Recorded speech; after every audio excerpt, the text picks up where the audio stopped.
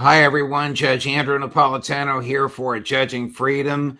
Today is Tuesday, May 6th, 2025. Colonel Douglas Macgregor will be here with us in just a moment on Is Iran really a threat to the United States? Colonel Macgregor, welcome here, my dear friend. Before we get to the area I want to explore with you, the Middle East and Ukraine, and statements by the Secretary of Defense and Secretary of State that Iran, I said Ukraine, I meant Iran. I'm going to confuse myself.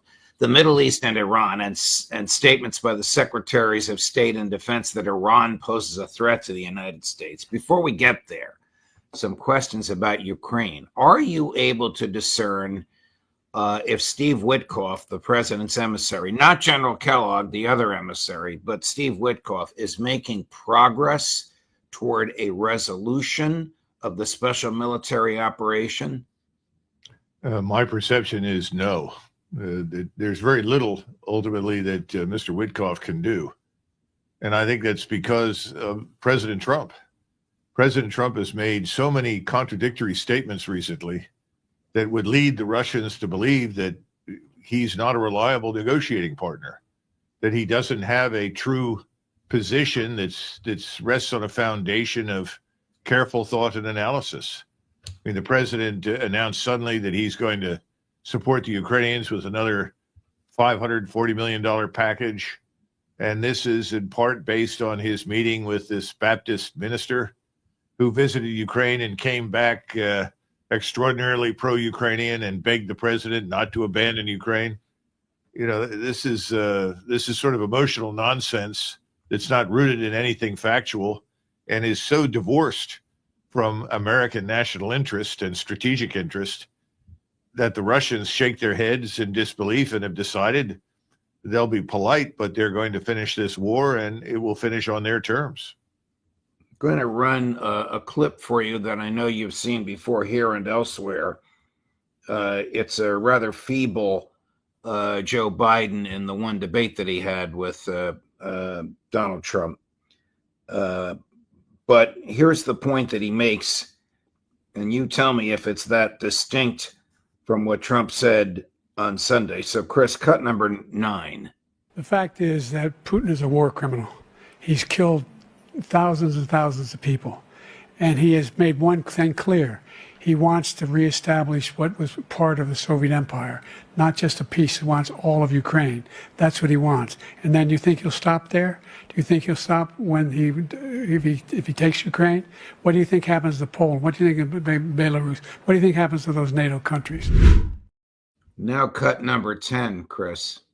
Ukraine, there's been discussions they will have to give up some of the land. Russia will have to give up all of Ukraine because that's what they want. All of Ukraine, meaning they wouldn't keep any of the land that they've claimed? Russia would have to give up all of Ukraine because what Russia wants is all of Ukraine. And if I didn't get involved, they would be fighting right now for all of Ukraine. Russia doesn't want the strip that they have now. Russia wants all of Ukraine. And if it weren't me, they would keep going. I guess this is the type of misstatement of which you spoke a few minutes ago, because, Colonel, you have told us, and so has almost everybody else on this program, that there is not a scintilla of evidence that Putin wants all of Ukraine. In fact, there's much evidence to indicate to the contrary. Yeah, I mean, the tragedy here is that President Trump a few weeks ago said something very different. And he recognized that Ukraine was going to have to give something up in order to end this war. But at no point did he suggest what he did in this last statement. I think, again, President Trump is far too easily influenced by the last person that spoke with him. You cannot run a country this way. You can't govern this way. You cannot conduct foreign and defense policy this way. How on earth can his emissaries, whether it's Kellogg or Witkoff, have any credibility in the Kremlin? And what on earth does the Kremlin think when they hear something like that? Well, General Kellogg has no credibility anyway. The Russians regard him as a sort of a cartoon character cutout. Mr. Witkoff was taken seriously. I doubt now that he will ever be taken seriously again. And I think that Mr. Witkoff probably did the best he could to represent what he thought President Trump's views were. But as we've just found out, his views then and his views now are not the same. So again, there's a problem that the president has with these tendencies to vacillate between one position and the other. And that is a prescription for disaster. It's a prescription for conflict and crisis. So at this point, I think we have become irrelevant. The notion that he would say that if it were not for him, that the Russians would be fighting for all of Ukraine is ludicrous nonsense. It's delusional narcissism. It's a very dangerous thing. I mean, I like the man, and I like many of his views when I thought he made sense, which was very different for several years ago from what I'm hearing now. But this is just nonsense. But it's dangerous because it leads people to assume that we are as reckless as a teenager with TikTok, that nothing lasts beyond the next election cycle. A great power that is governed in that way and led in that way is on the road to failure. And I think that's where we are. At the risk of gilding the lily, here's Donald Trump in that same debate with Joe Biden. And this is what he sold the American people on. Chris, cut number 8. It should have never happened. I will have that war settled between Putin and Zelensky as president-elect before I take office on January 20th. I'll have that war settled. People being killed so needlessly, so stupidly, and I will get it settled, and I'll get it settled fast before I take office. Now, you are a career military man and an extraordinary military historian. You're not a psychiatrist. How does one get from that Donald Trump to the one we just played on Sunday morning on Meet the Press? Well, I think you get that way because he is easily influenced by people that are around him that encourage him to believe that he, in fact, is what he described, the key figure that is standing between President Putin and Moscow and the conquest of all of Ukraine. That's just ludicrous nonsense, but somebody's ultimately planted that in his head. That appeals to him. He likes that. The sad part is that people don't have much confidence in themselves when they change positions that radically. And the reason for that is that he doesn't know very much about Ukraine or Russia. And he's dependent upon others to tell him things. This is back to the discussion we had some time ago where you talked about the Constitution. Well, if I need to know something, I'll find someone to tell me the answer. You can't do that as president of the United States. There's too much at stake. And right now, it should be pretty clear in everyone's mind that we have an interest in settling whatever differences we have with the Russians. That should be at the top of the agenda. That's where I thought he was headed. And that made a lot of sense. Not sustaining this criminal regime in Kiev that is simply the opposite of everything that we in the United States purport to believe in. This is not a democratic state. These people are criminals. They've stolen 50% of everything that's been turned over to them and resold things on the black market. I mean, how many times do we have to see Mexican cartel members walking around with Javelin missiles or other sophisticated equipment that was picked up from Ukraine? I mean, this is outrageous nonsense. But I think it's a serious problem. And he's unfortunately fallen victim to this. You and I have spent a lot of time publicly and privately discussing the Constitution. You and I recently taped a segment for your show, your terrific show, Macgregor, in which we talked about the Constitution and the rule of law and the laws of war. Again, I don't want to gild the lily, but here's what President Trump said about the Constitution in this same interview with Kristen Welker of Meet the Press. It's very upsetting. Cut number 11. In a 9-0 decision, the Supreme Court directed your administration to facilitate the return, you've talked about this in the past, of Macgregor Garcia from a prison in El Salvador, whose deportation your administration called an administrative error. Do you have the power to bring Macgregor Garcia back as the Supreme Court? Well, I have ordered? the power to ask for him to come back if I'm instructed by the Attorney General that it's legal to do so. Your Secretary of State says everyone who's here, citizens and non-citizens, deserve due process. Do you agree, Mr. President? I don't know. I'm not a lawyer. I don't know. I was elected to get him the hell out of here, and the courts are holding me from doing it.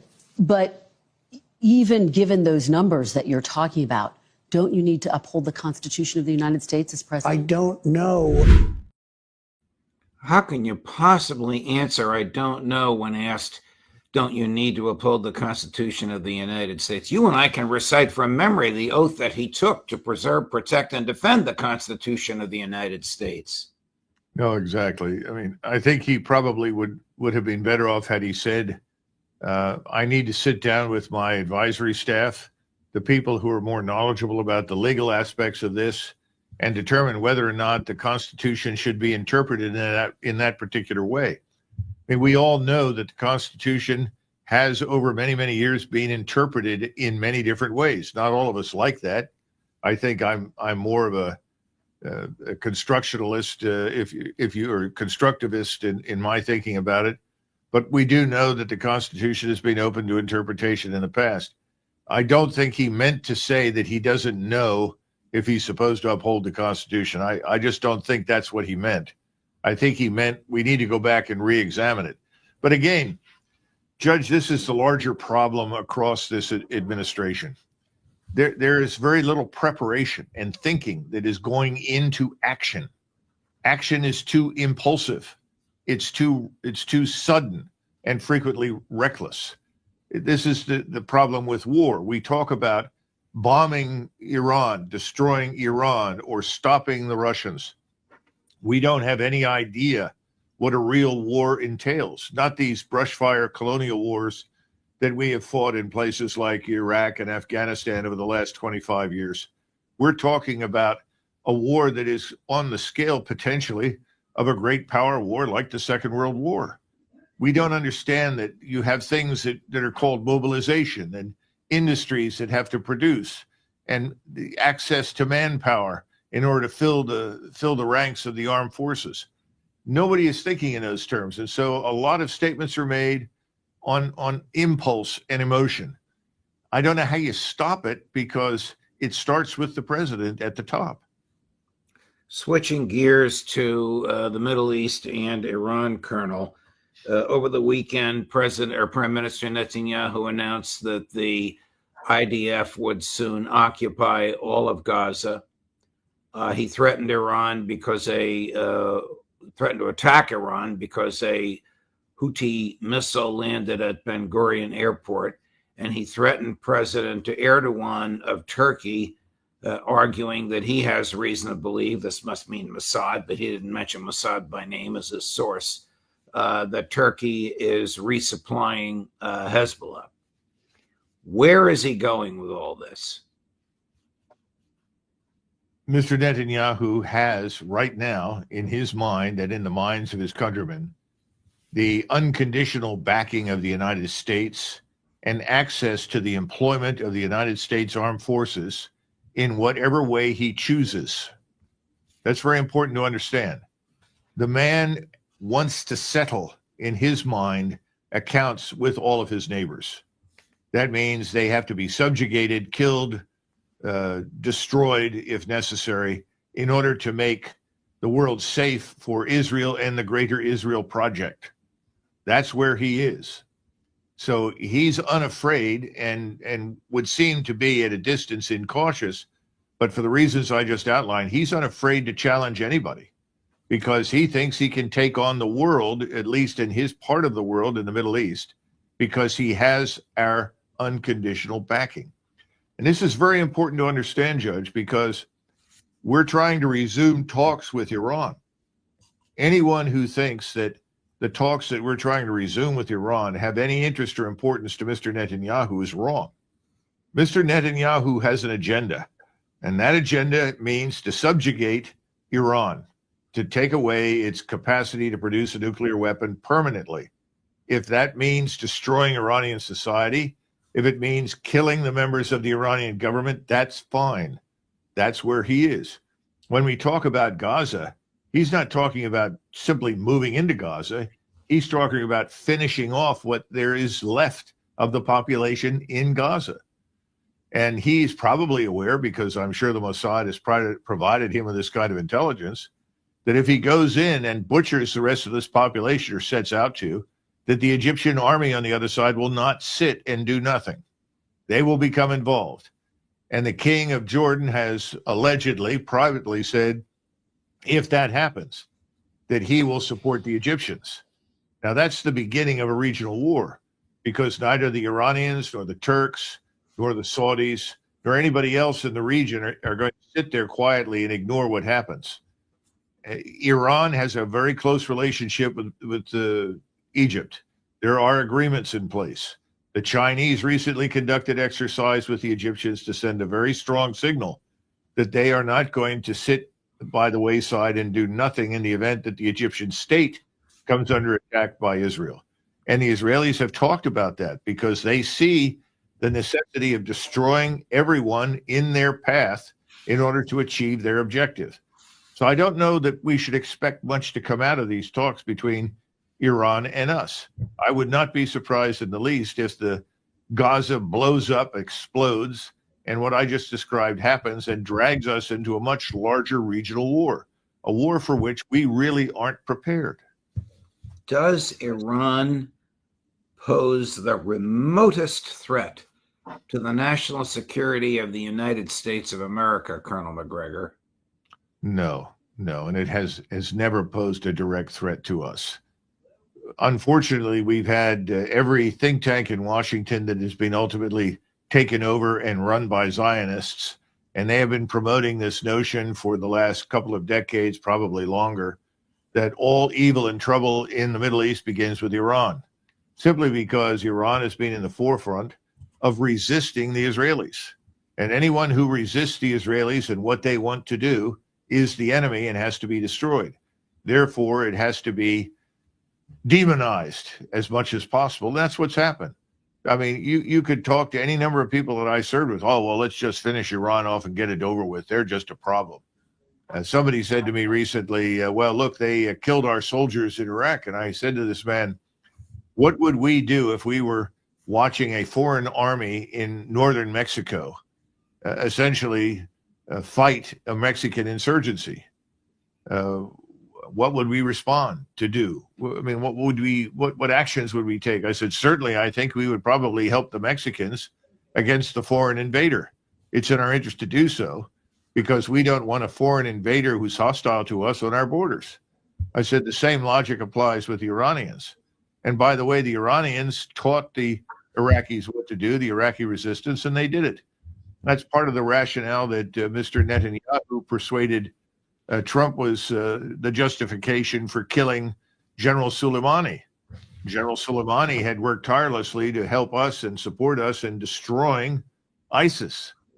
Soleimani was instrumental in bringing about an arrangement for peace in southern Iraq and getting Muqtada al-Sadr and a number of other people out of Iraq so that we could essentially get the Shiites to stop fighting us. This is back when we had the surge, which really was not just a military surge that cost us 1,000 lives, but hundreds of millions of dollars in cash that were passed out to buy friends. All of that was part of it. Then suddenly we turn around and kill Soleimani, who is a legitimate member of the Iranian government, effectively the equivalent of senior national security advisor to the leadership of the country. And we acted as though this was justified. It wasn't. It was a mistake. I don't think we've ever had a true picture of Iran or what it does or doesn't do, because the Iranians have always involved themselves if it was necessary to protect fellow Shiites. The Shiites are a minority in the Muslim world. There are Shiites in the Gulf. There's some Shiites actually in Saudi Arabia, not many. Shiites in Yemen, as we know, Shiites in southern Lebanon. They have helped those people whenever they could. Now, if you want to say that's terrorism directed at Israel, because Israel has found itself at war with the people in southern Lebanon, you could take that position. But before the Israelis occupied southern Lebanon, there was no such thing as Hezbollah. In other words, much like our own behavior in Iraq, and to a large extent, I would argue, in in Afghanistan, we have cultivated our own enemies. The Israelis have cultivated their own enemies. But these people that are opposed to what the Israelis want to do to them are not necessarily interested in us. They never have been. In fact, Iran has bent over backwards to try and find some way to reconcile with us for the last 20 plus years. We've walked away from it because of Israeli pressure. By what conceivable legal, moral, or political justification would there be for international inspection of Iran nuclear capabilities, but no inspection of Israeli? Well, this is ultimately there isn't. I mean, we know that. And it's really Israel's monopoly that Israel wants to maintain, because it's that monopoly on nuclear weapons that enables the Israelis to bully their neighbors. You know, if you attack us, we'll use a nuclear weapon against you. That's a pretty powerful incentive for anybody around you to stay away. And I think that it, to some extent, has helped Israel, but now I think it's a burden, not an asset. But the Israelis don't see it that way. They see this as justified for a whole range of reasons that we don't need to go into, that they think they deserve special treatment because of what happened to them 80 years ago. Again, this is another matter. I don't agree with that. I think that the Israelis, if they really do want some sort of arrangement, they should join the international community. They should accept the International Atomic Energy Commission's views. They should work with the international community as well as within their own region. But they're not going to do that. They're special. They'll tell you all about it. All you have to do is ask them. I mean, think about it. Just as the Russian possession of a nuclear weapon is a restraint on our use of a nuclear weapon, wouldn't an Iranian possession of a nuclear weapon bring stability to the Middle East and force restraint on the part of Israel? Well, that's right. And Israel doesn't want to be restrained in any way. It wants complete freedom of action and expects us to provide it and enable it. Without us, they don't have that freedom of action. We have nuclear weapons in the hands of Pakistan and in Indian hands. And thus far, we've had no nuclear confrontation between those countries. So I think that you can argue that it has provided a measure of stability to the Indian subcontinent. That has not excluded periodic skirmishes or attacks from either side, but it has prevented all-out war. So in that sense, I think you could make a pretty good argument for what you've just said, that if anything, the presence of nuclear weapons tends, on the whole, to prevent all-out war. Now, our audience is largely pro-peace, but Chris ran a poll. Over 1,500 people have responded. Just in the past hour, the question is, will Netanyahu drag Trump into a war with Iran? Yes, 73%. No, 27%.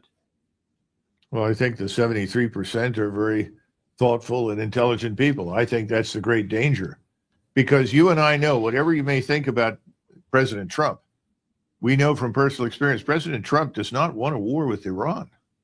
There's no question in my mind about that. The problem is, feeling that way is probably not enough. Yeah.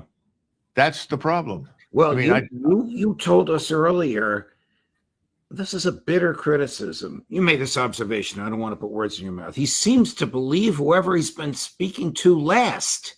Yes, I think so.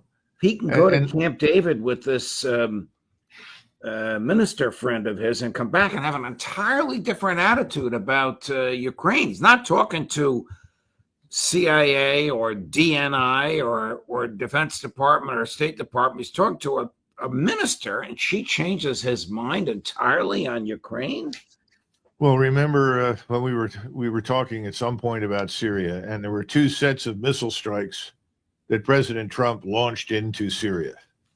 And he was approached with photographs of allegedly babies or a child or something that had been asphyxiated by some form of nerve gas by Syrian agents, whoever they were, whether they were government or otherwise. And suddenly he was enraged when he saw this picture. He's certainly not enraged by what's happening in Gaza.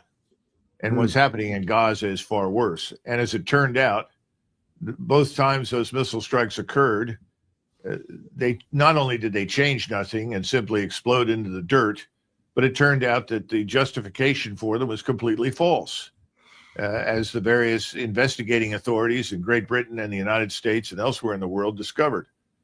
So he is influenced by things. He has strong emotions. I wish he would put some of those emotions to work in Gaza, where people are dying, starving to death, being butchered and killed right now. And he hasn't done it. Here's what he said just an hour ago, just about 40 minutes or so before we began taping this segment about the Houthis capitulating. Tell me if this is credible. Cut number 20. The Houthis have announced that they are not, or they've announced to us at least, that they don't want to fight anymore. They just don't want to fight. And we will honor that. And we will stop the bombings. And they have capitulated. But more importantly, we will take their word. They say they will not be blowing up ships anymore. And that's what the purpose of what we were doing. So that's just news. We just found out about that. Is that even believable? Why would they make such an announcement? Pardon me, Colonel? I have no way of knowing if any of that's true. I mean, he simply announced this. First of all, the word capitulation strikes me as being perhaps the wrong one, because after all, the Houthis have made it very clear from the beginning that what they were doing was to support their brethren in Gaza. And as long as their brethren in Gaza are being butchered and killed, it seems difficult for me to imagine why they would now simply stop because of a discussion with us. I'm not sure the president's gotten the whole story, but he likes to announce things that he thinks demonstrates a success story for himself and his administration. We'll have to wait and see. I could go on and on and on from the interview because of his claim that gas prices are under $2 a gallon. I'm kind of tired of fact checking him. I think we can see the pattern here, Colonel, and we can see how dangerous it is. And when he surrounds himself with people that he likes, not people that are necessarily competent. I'm thinking of my former Fox colleague who's now the Secretary of Defense. This exacerbates things. This just feeds his ego and enables him, I'm not a shrink, obviously, to change his mind radically based upon who has been whispering into his ear last. Well, there's also something else. I'm sure you're aware of it, but apparently his son, Don Jr., and Mr. Witkoff's son together were in Qatar, involved in some multi-billion-dollar deal involving the Trump family digital exchange. I'm not sure I know the details, but there doesn't seem to be any self-awareness with the administration. There wasn't any self-awareness with the Biden administration. Biden's son was engaged in all sorts of heinous acts, as we know, Right. and that didn't seem to make any difference. Now, Don Jr. is by no stretch of the imagination someone who commits heinous acts, but certainly the appearance of cutting these kinds of deals along with Mr. Witkoff's son in a place like Qatar. And we know that Mr. Witkoff, when he was last in Qatar, ostensibly for the purpose of talking to the Houthis, or they're not the Houthis, excuse me, the representatives of Hamas, reached some sort of $700 billion plus deal, or $700 million, deal for real estate in New York City. I mean, there's too much aggrandizement on the financial side involved in Washington these days. It's not just the congressmen and women who are profiting from insider training. This kind of thing with wealthy people like the Trumps and Biden and his colleagues, all of this is very depressing for the rest of us. It's untoward. It's the sort of thing that should not be done while you're holding office, especially somebody like Mr. Witkoff. I'm sure that he and Mr. Trump are doing a land office business. That's how they got billions of dollars. But is this the sort of thing one ought to be prosecuting while you are representing the United No, of States? course not. People? Maybe now we know why Witkoff is just the president's personal emissary rather than an officer of the United States requiring an FBI background check and confirmation by the United States Senate and compliance with certain ethical standards, which would prohibit, at least on their face, the self-dealing of which you spoke. So much more for us to talk about, Colonel, but I've kept you long enough. Thank you very much for your time. These conversations are not always happy, but they are always illuminating. And it is a pleasure and a privilege for me to be able to pick your brain on a subject about which you know so much. Thank you, Colonel. Thank you, Judge. Good to see you. Likewise. Coming up at 3 o'clock this afternoon on all of these topics, she's written an unbelievable piece called Washington at War about the battle for Donald Trump's brain and heart among his inner circle. You won't want to miss that. Colonel Karen Kwiatkowski, 3 o'clock today. Judge Napolitano for Judging Freedom.